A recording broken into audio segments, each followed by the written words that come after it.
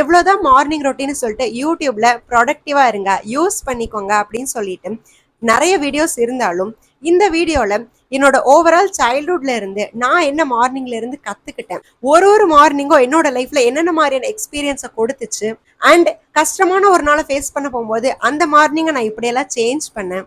இந்த மாதிரி நம்ம மார்னிங் எந்திரிக்கும் போது எல்லாரும் பண்ற ஒரே வேலை உங்களோட மொபைல் எடுத்து ஸ்க்ரால் பண்றது. அஃப்கோர்ஸ் நானும் அதை பண்ணதான் செய்யறேன். காலையில எந்திரிச்சோன்னு இதெல்லாமா போய் பண்ணிட்டு இருப்பாங்க அப்படின்னு சொல்லிட்டு கேட்கறதுக்கு கொஞ்சம் பைத்தியக்காரத்தனமா இருந்தாலும் ஒரு கிரிட்டிக்கலான டேவை ஃபேஸ் பண்ண போறீங்களா, பட் அட்லீஸ்ட் உங்களோட ரெகுலர் டைம்ல இருந்து ஹாஃப் அன் ஹவர் கொஞ்சம் முன்னாடி எந்திரிச்சிருங்க.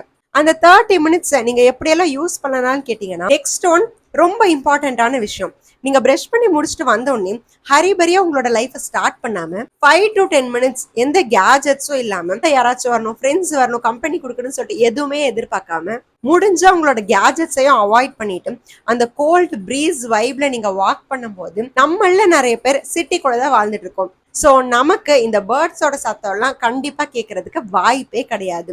நமக்கு கேட்கறது எல்லாமே பஸ், காரு, பைக்குன்னு சொல்லிட்டு அதோட ஹார்ன் சத்தம் தான் நமக்கு கேட்குமே தவிர பேர்ட் சத்தம்லாம் இந்த மாதிரி காலையில எந்திரிச்சு நீங்க வாக் போகும்போது தான் கண்டிப்பா உங்களால கேட்க முடியும்.